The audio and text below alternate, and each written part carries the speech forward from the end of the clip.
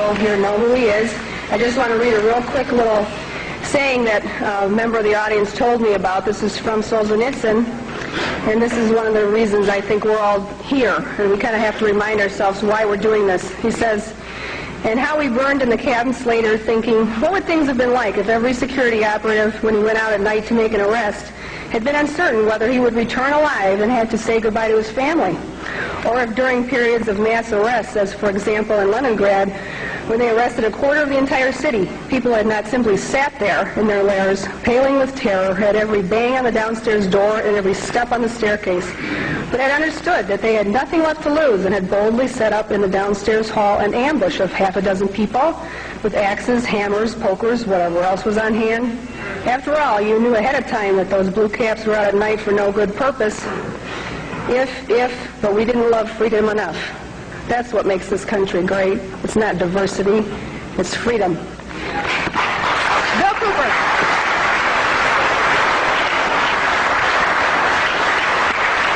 Thank you, Connie.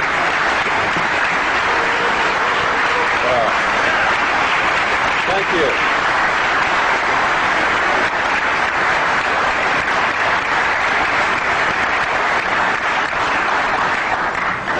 Well, you sure know how to make me feel very humble. Thank you so much.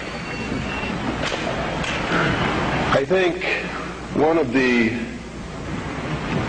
biggest misconceptions in this country is what this country is all about, who founded it, for what purpose, and most specifically, what it is that we're all looking for. I'm going to try to clarify some of those, and in doing it, as always happens, someone's going to be angry with my definition of some of these things. I've traveled all over the country. I've talked to probably hundreds of thousands of people individually over a lot of years. I broadcast a radio show that brings me thousands of letters every week. I administer the world's largest and most successful civilian intelligence gathering operation in the world, which makes me privy to an awful lot of information that none of you will ever see.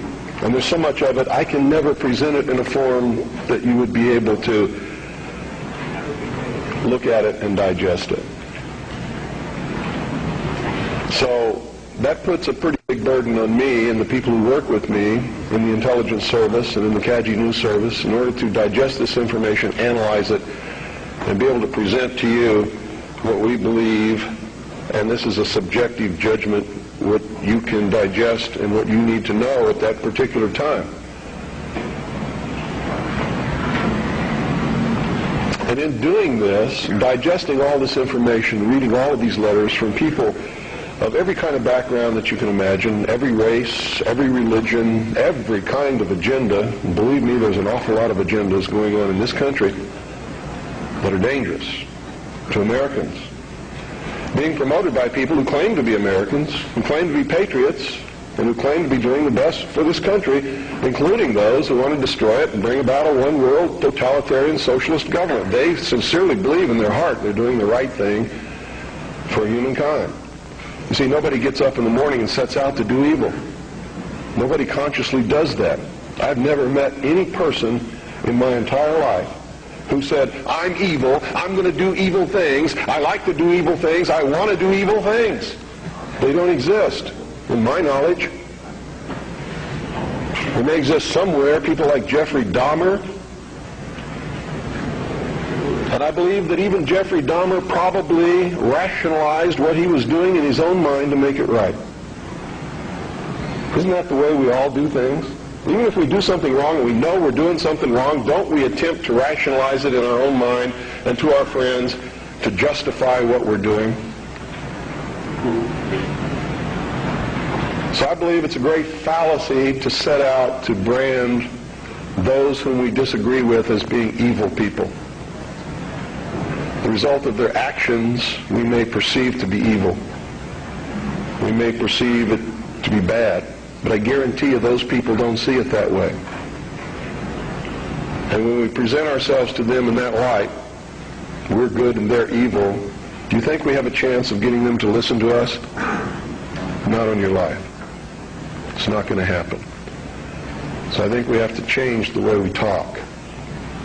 We have to talk to them in a different manner. Now, don't take what I'm going to tell you standing up here today and compare it to what I say on the radio and expect the two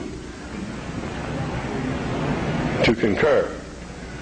Because when I'm here, I'm just Bill Cooper. I'm talking to you from my heart. When I'm on the radio, I am on a mission. And that mission is to slap people upside the head and wake them up and even make them hate me, if that's what it takes to get them to go examine what I'm telling them to find out that it's right. You see, I don't care how it's done as long as they wake up. And if I have to be the bad guy that they're going to hate for the rest of their life, that's okay with me if I wake them up. But when I'm here talking like this, that's not my mission, because you're awake already or you wouldn't be here. You see? There's a difference between the people here and the people that I'm talking to over those airwaves. Big difference. An awful lot of you are steady listeners of the Hour of the Time and have been probably for many years. And when I'm talking on the radio, I know who you are and I'm not talking to you. And I know that when you're listening and I talk about the sheeple, the stupid sheeple, it doesn't make you angry. You know why? Because you know you're not stupid sheeple, don't you? The person that gets angry has verified that I was right. Because he wouldn't get angry if he didn't know in his heart that he's a stupid sheeple. You ever been walking down the street and somebody comes running out and says, bank robber, stop that bank robber. Do you start running? Why don't you start running? Because you're not the bank robber, right? You get angry? No. Do you pay attention most of the time? If you're from a big city, chances are you don't even look around, right? Now, if you're from a small town where I'm at, I mean, people will come running out in the street to see the bank robber. Because it's a small town and not much excitement goes on there, unless the IRS comes to mess with me. So, what I'm going to talk to you about today comes from my heart, from my experience in life, from playing this role as messenger, which I take very seriously, from my efforts to wake up the American people, from my family, from all the letters that I get, the people that I talk to, just like I've talked to many of you here today. I've learned some things. And I think these things need to be passed on to you.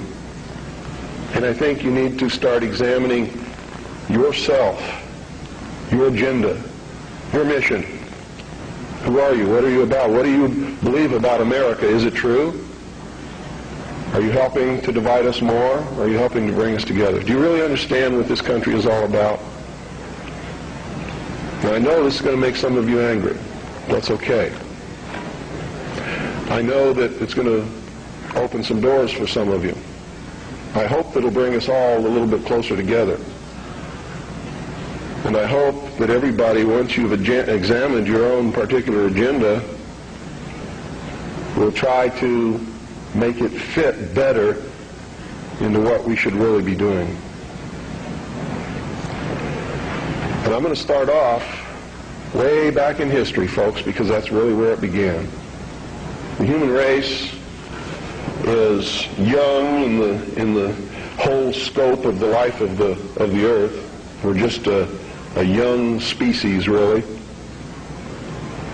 Haven't been around for a long time compared to everything else that's in this world. And I'm not talking about biblical years, and I'm not talking about theory of evolution years. I'm talking about from the time when you can see that man emerged on the historical scale of this world and began to affect other species and the world that we live in, and himself, by perfecting the ability to think. First original thought. See, there used to be a time in history when man was just like all the other animals. He didn't think, he didn't know good from evil. He existed and lived by instinct just like the other animals did. If you want to believe the record that we can look back and see written in stone. Okay? If you want to believe that there were creatures that ultimately became this thinking man that you see standing up here in front of you and sitting out there amongst you, didn't have this ability. Now, if you doubt that, read Genesis in the Bible and you'll see that it's confirmed there. Wasn't there a time when Adam and Eve lived in the Garden of Eden? They were not to think. They did not know good from evil. They were just there to take care of the garden. Is that correct? So this concept and the biblical concept agree. Man just enjoyed what God had put there and sort of took care of the garden. Any dentist will tell you that our mouth was not made for eating meat. So ancient man most probably ate vegetables and nuts and things like that. Roots. Doesn't mean that I'm telling you to become a vegetarian, because I'm not. You see, I really believe in freedom. I believe you should eat whatever you feel like eating. That's your business. But that's known to people who study these things as the age of innocence. Something happened that brought man out of that state, and if you're talking from a biblical reference, out of the Garden of Eden and into the world. He wasn't innocent anymore. He understood that he was naked, that his partner was naked. He could think. He could look around. He knew when something was good and when it was bad, just as we all do here. When somebody comes up to me and says, well, how do we know which is the right way to go? I know that person is setting me up to justify his bad deeds, and I won't do it. You always know. We always know which is the right way and which is the bad way. The bad way sometimes feels better, so we may choose that way and justify it by rationalization in order to make ourselves feel better about the bad that we did. In the mystery schools, they refer to this mystical time of coming out of the age of innocence as the Luciferian philosophy. I've tried to illuminate you with this for years on my radio broadcast. In the Bible or in the church, they talk about the fall of man. Same thing.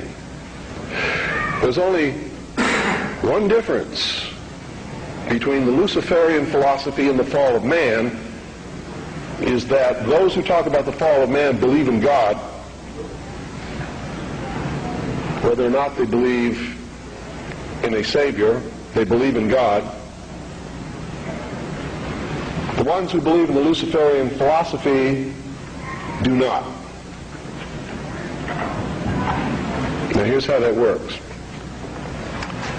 In the Bible we're told that Eve was tempted by Satan to eat of the fruit of the tree of knowledge of good and evil. God had commanded Adam and Eve not to eat of the fruit of that tree. If you do, ye will surely die. Isn't that the commandment?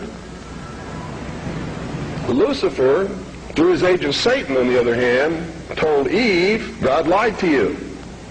He's holding back the fact that you too can become God. But first you have to eat of the fruit of this tree. And if you do, you will surely not die, but shall become as gods. Isn't that true? So, from the religious aspect, we see that as the fall of man because man disobeyed God. We see that as the subjugation of the woman beneath man, where she had originally been the partner. Now she is subjugated beneath man because she was the agent of man's downfall. Is that correct? Now, I'm not talking right or wrong. I'm not trying to insult anybody in here. I'm just telling you what we're taught. so that we all understand what we're talking about, because that's most important. If you understand something differently than what I'm trying to impart to you up here, and we don't have the same definition, we're not going to understand each other, are we?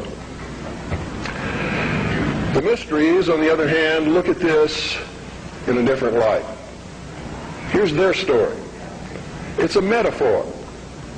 They don't believe that there ever was a God, or that there ever is a God, aside from man himself.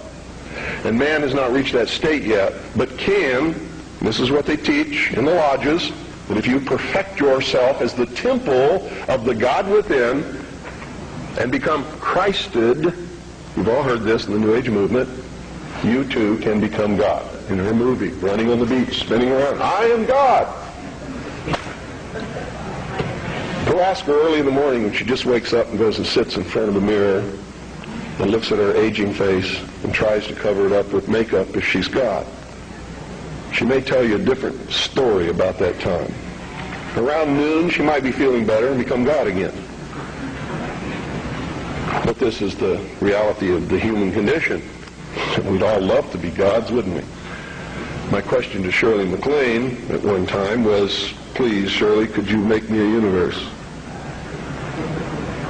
She sort of looked at me with this hurt look on her face as she confronted her mortality and realized that she was not God because she could not make me a universe. She couldn't even make herself a universe. She can't even make herself look young again. She's having a hard time paying some of her debts. God doesn't have that problem, does he? And in her case, she. Here's the way they look at it. Here's their metaphor for the end of innocence. Adam and Eve were held prisoner in the Garden of Eden by an unjust, cruel, and vindictive God.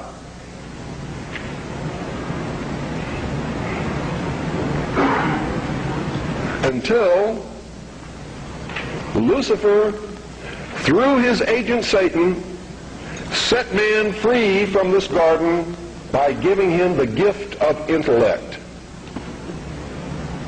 Through the use of intellect, man will conquer the earth, will conquer nature, and will himself become God. It's taught in every Masonic temple in this land. Every secret brotherhood, every secret society, every mystical temple, every occult organization teaches the Luciferian philosophy. They do not believe in Lucifer. They do not believe in any entity called a devil, and they do not believe in God. It is a mistake for you to assume that they do. They are atheists in the strictest sense of the word. They are humanists. That's their religion. At the highest level, their goal is to create a world in which the adepts, the 1,000 points of light, working behind the veil to create the culmination of the great plan, can realize the ultimate happiness for mankind. That's why they don't oppose pornography. That's why they don't oppose certain crimes. That's why they say you should not be put in jail for the rest of your life for murder or anything else. There should be no death penalty, because it was a learning experience. And having gone through that learning experience, you're a better person now. This is what they teach. They believe punishment for these crimes is nothing more than vengeful retribution, which is wrong in their eyes.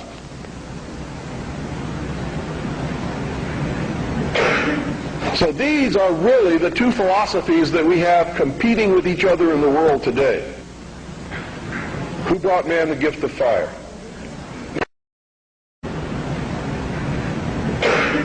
So these are really the two philosophies that we have competing with each other in the world today. Who brought man the gift of fire?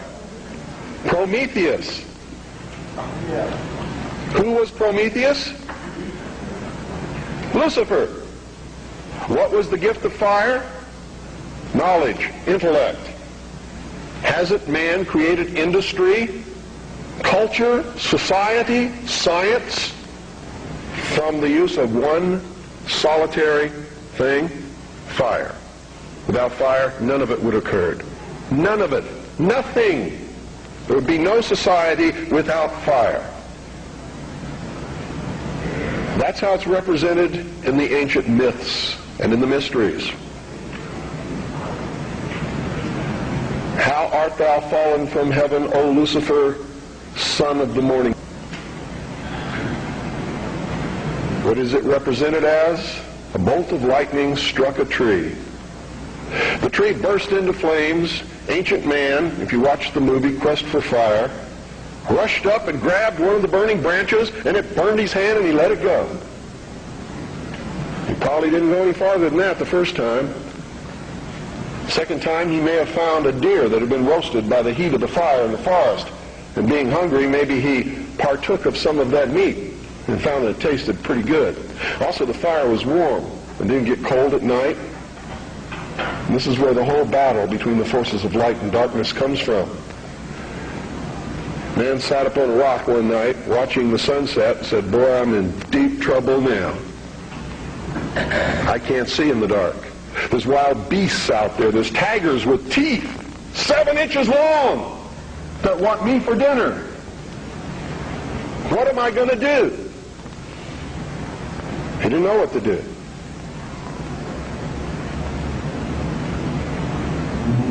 Neither would many of us put in that situation. But we would know one thing: we're in deep trouble. And so for a good part of his history, man sat huddled in the darkness in some place that made him feel secure, waiting to be saved.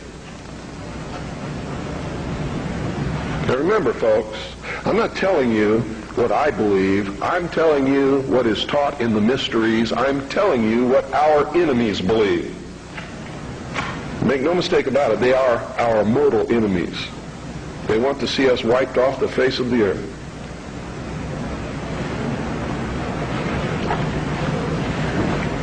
Man huddled in this darkness, fearful, trembling, cold, hungry. And around about he could hear the beasts roaring. And sometimes they were roaring because they were after him.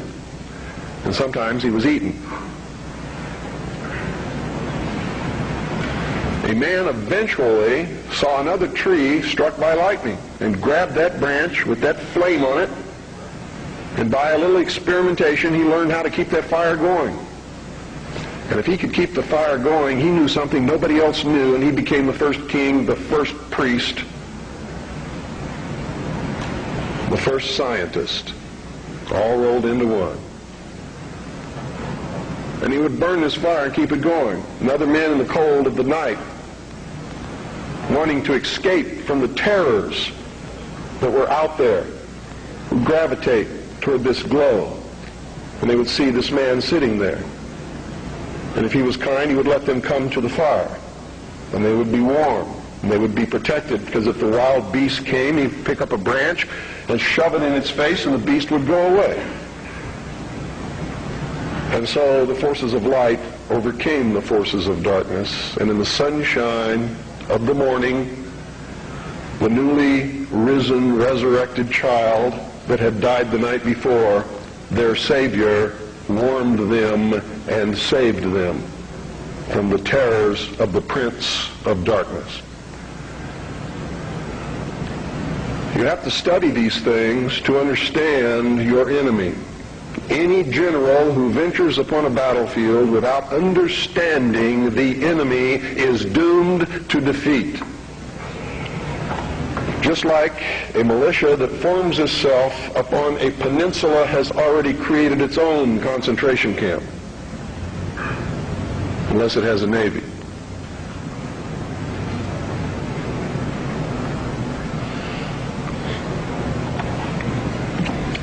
Damn good militia, I might add.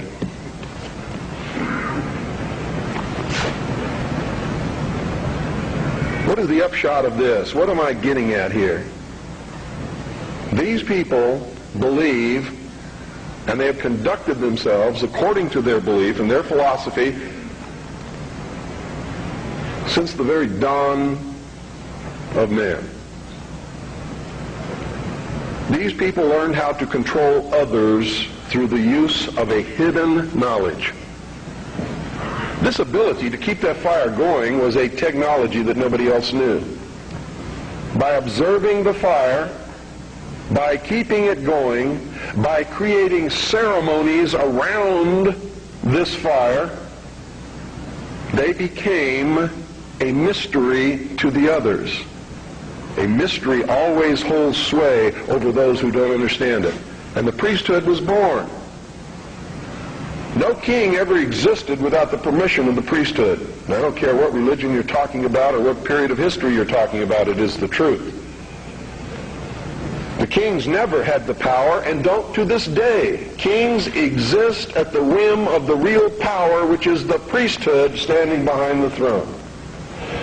And when the king ceased to be a benefit to the priesthood, they would simply poison him or get rid of him in some other way. The king is dead, long live the king, and there would be another king appointed. There was even a time in history when the king was a sacrificial king, just like John F. Kennedy was in the Temple of the Sun known as Dealey Plaza. They would pick a young man at the height of his virility, appoint him king for 1 year. During that time, he could do or say or command whatever he wanted.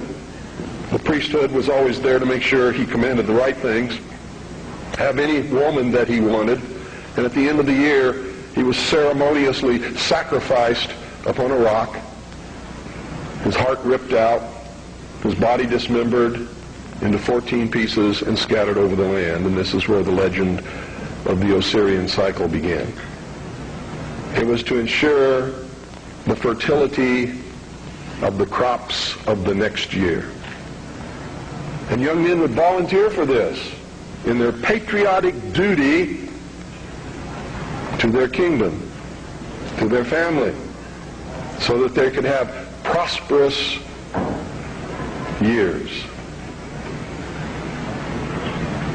Much as our young men may volunteer to rush out over the water to a place called Kuwait or Iraq and die in the God-forsaken sands of a place that nobody can even find on a map and never heard of until it happened, all so that he can be called a patriot, someone his family can be proud of. It escapes me how they can ever arrive at these conclusions, but they do, and the priesthood always takes the most advantage of this willingness to sacrifice oneself upon the altar of his country. The problem with it is very seldom really for the country. It's for the advancement of the agenda of the priesthood, whoever the priests happen to be at the time. Am I attacking the church? You better believe it. All churches, all organized religions that have existed since the beginning of the time. Am I attacking the religion of individuals? Never, not on your life. He wasn't trying to create a big church. He knew what happened to those things. And you're all wrong about that, man. When you say you shouldn't get angry, you shouldn't curse, you shouldn't do things that upset other people, because that's what Jesus spent his whole life doing. He threw the money changers out of the temple. Don't you think that made some people angry? Don't you think it was rude to walk up to somebody's place of business, smack them in the mouth, grab their table, and throw it out the door? What about the time he cursed the fig tree? You know, pious Christians sometimes make me very angry. They don't even know. What about the time he cursed the fig tree? You know, pious Christians sometimes make me very angry. They don't even know Christianity. They don't know the man they're following. He was a revolutionary. He was a dangerous man. And by God, so am I. And so should you be. This country was founded by dangerous men. And the moment the people in this country cease to be dangerous men, it's going to be the day we cease to have a country. Their whole goal with this philosophy is to teach all men and women that the only end of life is to seek the utmost pleasure and happiness that you can get out of it, because when you die, there's nothing else. That's what they teach. That's what they want you to be. They don't want laws against sexual promiscuity. That's why they don't want families. That's why they don't want marriage. That's why they encourage homosexuality. There's a method to their madness. There's really not much method to yours, because you're operating from a place of ignorance. And until you change that, you're going to be bumbling around, bumping into each other, saying and doing the wrong things, not understanding the nature of your enemy. And if you don't understand the nature of your enemy and the weapons they use, you cannot fight that enemy. You can't fight the battle. You shouldn't even be on the battlefield. That's why you're losing the war. And don't tell me you're not, because I'm in a place of great knowledge about who's winning and who's losing this war. And I can assure you, you're losing the war. Doesn't mean it can't be turned around. It'll never be turned around until you learn what you need to know. You don't even recognize half the weapons that they use against you. And some of them seem so insignificant that you don't even try. They want to create a world where everybody is happy all the time, doing all of the things that, if you're from a good religious upbringing, is wrong to do. If you're not from a religious upbringing, but you have a good brain and you understand the purpose of morals and ethics, it's still the wrong thing to do. If you're a thinking person. And then the priests had an army. Oh boy, weren't they happy with that? Their whole purpose throughout history has been to teach a small number of people how to become adept at controlling everyone else, and presenting their societies as desirable to the profane, so that you'll go knock on the door and say, hey, can I be a member? And be initiated, with the promise of learning some great secret. What is that secret? The secret is what I have just told you this morning. The secret is how to control everybody else. And you never understand how to control everybody else until you get to the top of this pyramid of initiation. Most people never make it past the third step. All above that are carefully chosen and nurtured and taught. And Americans, for all these years, have been looking around for the enemy. They've never been able to find an enemy. So those who control them were able to control them even better by giving them an enemy. That's what Stalin and Churchill and Roosevelt determined at Yalta.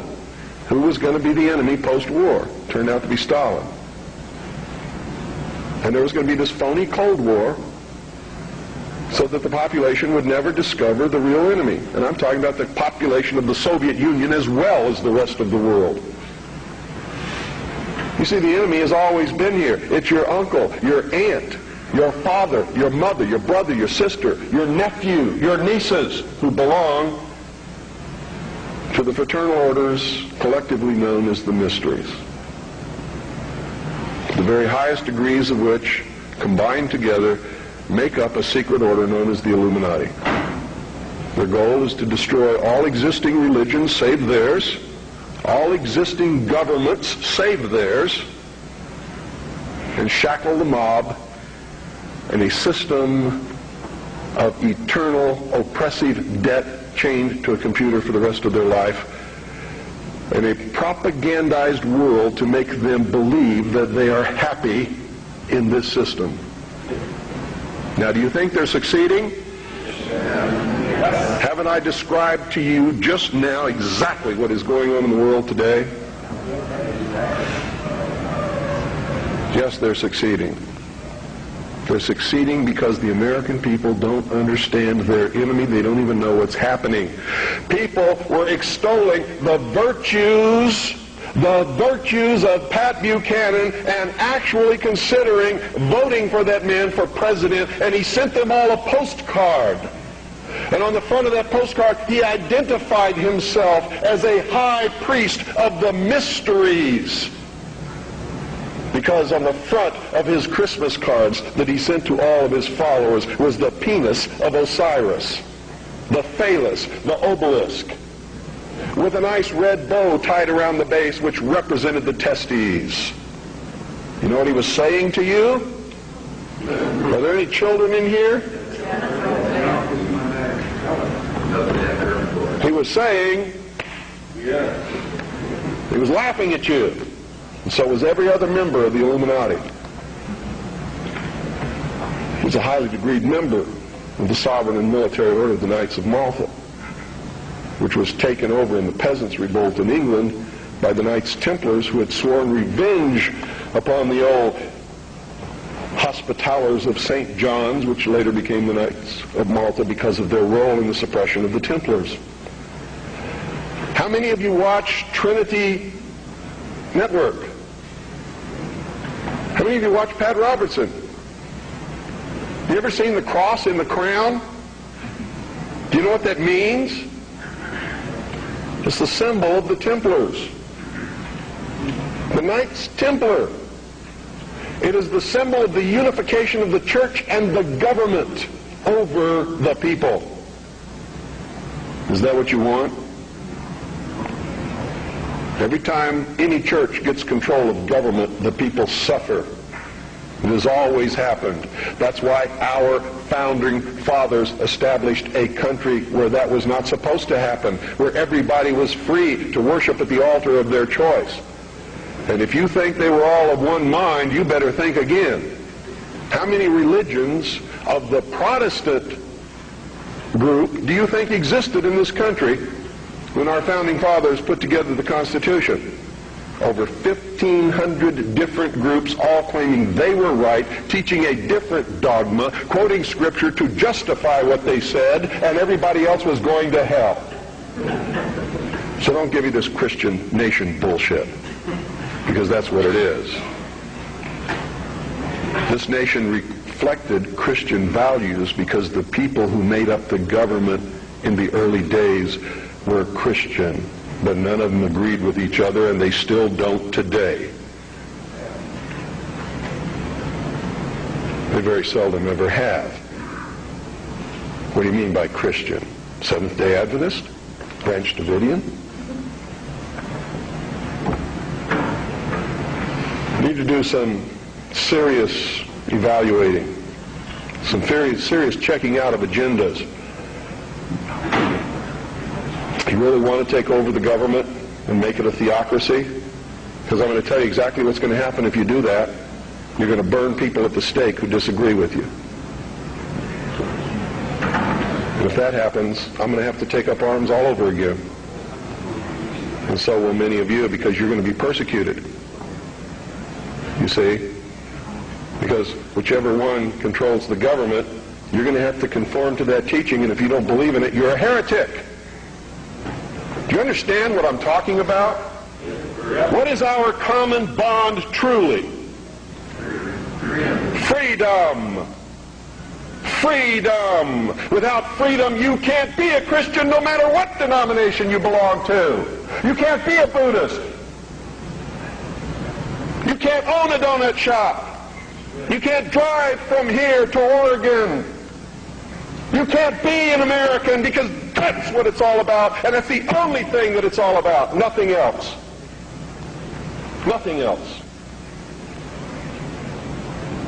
It's about freedom. Freedom. You can't be a Buddhist.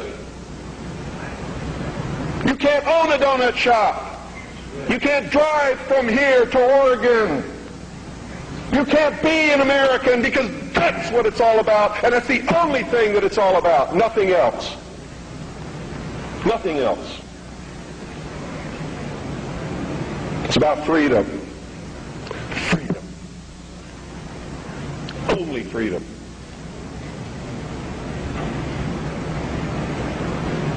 It means you have to let other people be free, even if they disagree with you. I had a tremendous admiration for the courage of those two communists who had the guts to walk up with their little communist sign and their communist flag. Two of them, young people, all alone, in that sea of America, militia, uniformed patriots. And I saw people who wanted to kill them.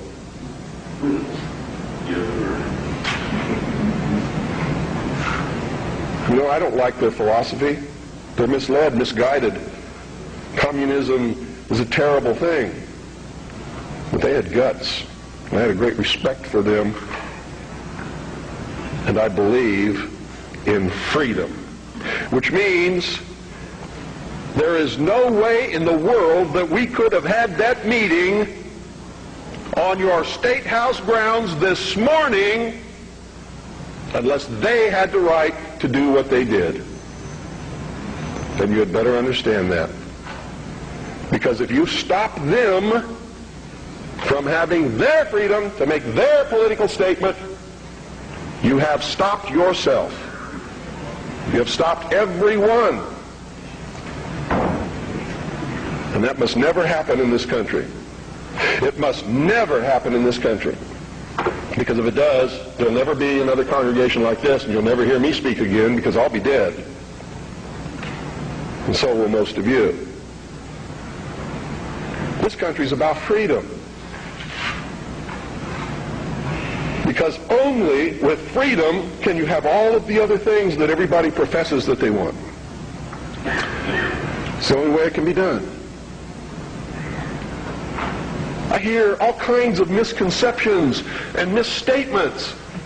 I have the freedom of the press. No, you don't. No, you don't. The man who owns the press has the freedom of the press. And he can say in his press whatever he wants, but you can't. That's why I get angry with Americans when they say, the Jews control the press. Who sold it to them? How'd they get it?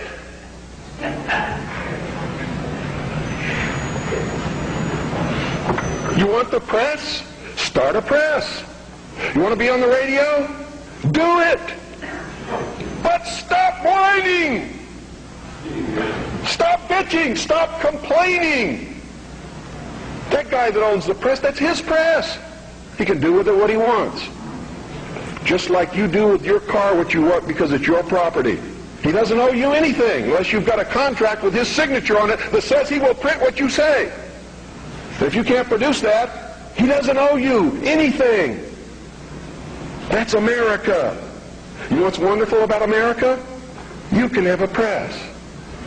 I have a press. How many of you have seen my newspaper? That newspaper's no joke. It makes congressmen cringe when they see it. It scares the hell out of the enemy. You too can have a radio show. I'm going to teach you how just here in just a couple of minutes. You too can publish books like this. I did it. The Harvest Trust is the trust for my children. I'm not rich. I don't have anything. You know how I financed this book? I sold copies before it was printed to people who believed enough in me to buy them. I don't have any money. I have my family. That's all the wealth I ever need. I don't make any money from my radio show. Veritas has operated in the red from the beginning. It probably always will. But I got something that you don't have. I have a free press. It's mine. And I get to say what I want. And I get to publish what I want and print what I want because it's mine. And I'm free. And it's my free press. That's why I don't care if somebody calls up my radio show and says they don't like what I say. Screw you, get your own show.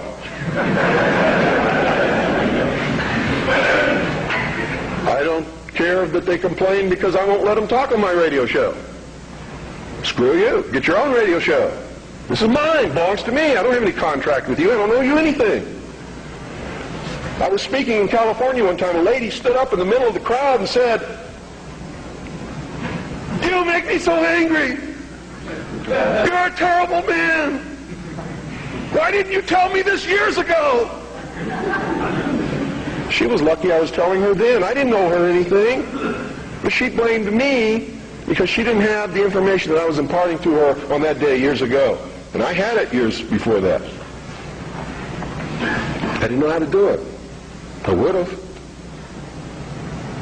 Oh, God, I would have. You don't really understand sometimes what a terrible burden it is to know some of the things that I know and try to wake people up and impart this knowledge to them and find out that they just have walls built in front of them. They want to be slaves. But we're making some chinks in those walls. You too can have a free press, and that's what it's going to take to get this country back without bloodshed. And I'm going to tell you right now, unless we can be successful in creating a real free press where the American people get different viewpoints other than those expressed in the establishment-controlled media, there's going to be a civil war in this country, and it's going to come soon. The only thing that can stop it is by waking up vast amounts of sleeping people. Sheeple is what they are. They are following the Judas goat right into the shearing pins, and from there they will go to the slaughter, and they will not know that anything is wrong until they smell the blood of the sheeple in front of them.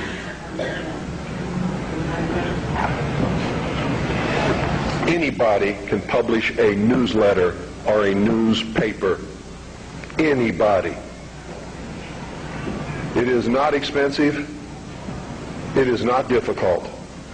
And everyone in this room should be doing it all across this country. And everybody that you come in contact with, you should encourage them to do it. And we should flood this nation with information.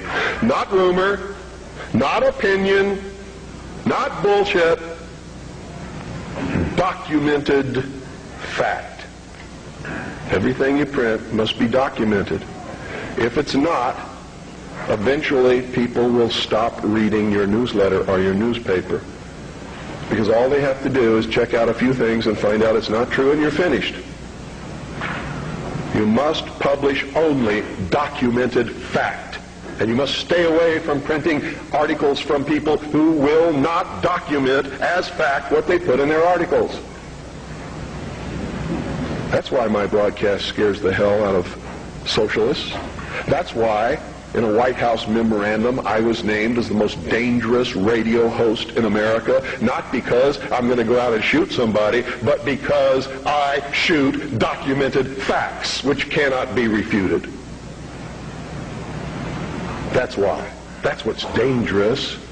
Seek ye the truth, and the truth will make you free, and nothing else will do it. Jesus Christ has never lied to anybody.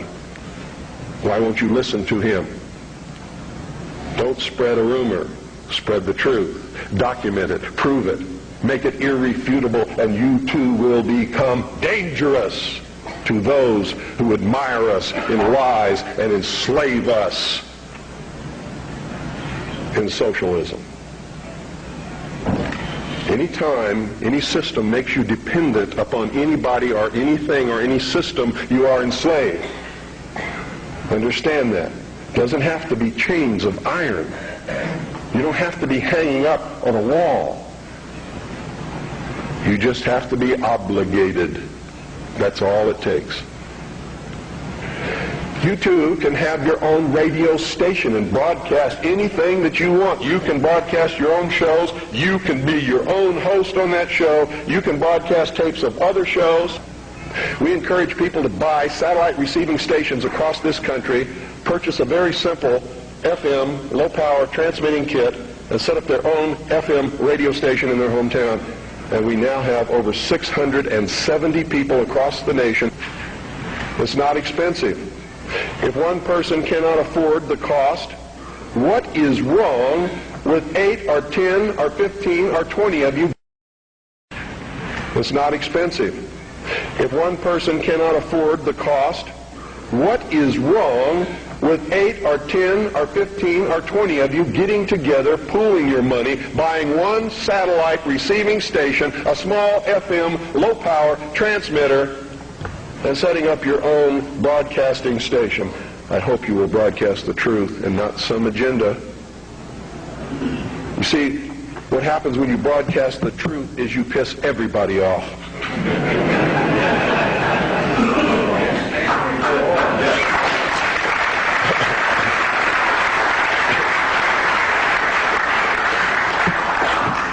If you don't have my address, I want you to write it down. It's the Harvest Trust.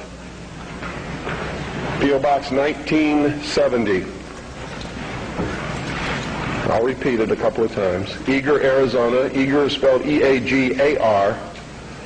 Arizona 85925. That's the Harvest Trust.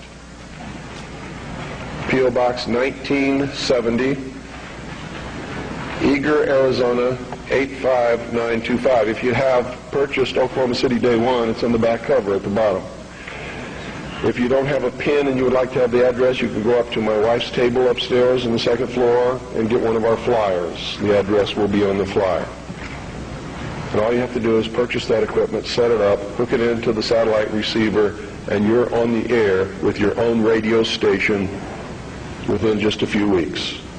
Broadcasting the Worldwide Freedom Radio Network are your own shows, are other networks that are up there that are Patriot Broadcasting, such as Amerinet and others. Understand this, too. I'm not trying to tell you what the truth is, because sometimes the truth is extremely difficult to find. And sometimes we believe we're broadcasting the truth, and it turns out we really aren't. But if we find out we aren't, we must be willing and instantly able to go on the air and say we were wrong and correct it. That's a responsibility that we all have to carry. It's embarrassing. I've had to do it several times because I'm a human being. I make mistakes too. The only difference being when I make a mistake, it's usually not forgivable. It's what happens when you become a public figure. Your wife can make a mistake, but Rush Limbaugh never! Right?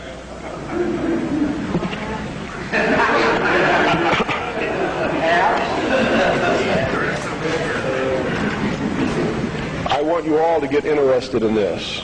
All of you should be publishing a newsletter or a newspaper. All of you should be documenting what you publish.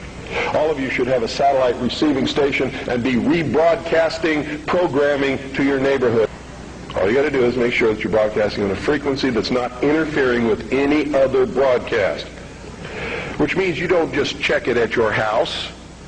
You get in your car and you drive out 25 miles and all around, and you make sure that there's nobody else on that frequency before you use it, so you know you're safe. In my little town of Eagar, which is a very small town, between Springerville and Eagar is 2 miles. Another 2 miles either way, and you've covered everybody in the valley. And I'm up on a big mountain in the middle of this valley where the town surrounds the mountain, and I'm broadcasting 6 miles in every direction in my town. And it's militia country. Arizona is dangerous for socialists. And when the war starts, heaven help whoever they send to fight in Arizona. Because it's still really kind of like the old West days. In a lot of places, it's dangerous. Where I live, Ike Clanton made the sheriff angry one day. The sheriff rode 25 miles, grabbed Ike Clanton by his hair, and drug him to jail. By his hair. Which brings me close to the end of my, I think it is. How much time do I have? 3 more hours. Come back after Jim talks a little bit and talk more. Yeah. Just let me give you a little parting note here. I'll be back up as well with, as will the others, to answer questions later. Mr. Collins has to catch a plane, so I'm going to cut my talk short, and please give him your undivided attention. I'm going to tell you right now, because I deal in reality, I'm going to vote for Charles Collins, but at the same time, I'm a realist. And everybody in this room should be voting for Charles Collins, but at the same time understanding he's not going to be the President of the United States. Okay? And I'm only telling you that so that you're dealing in reality. Okay? But he is the best man on any ballot in this country. Thank you.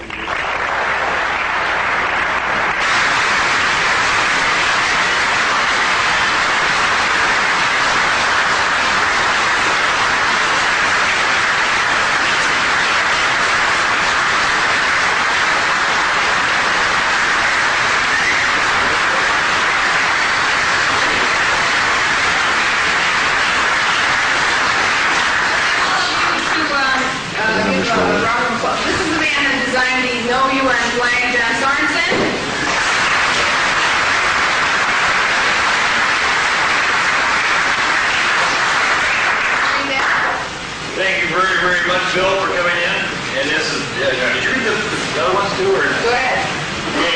In appreciation of Vancouver for the continuing support of American individual sovereignty, say no to the UN.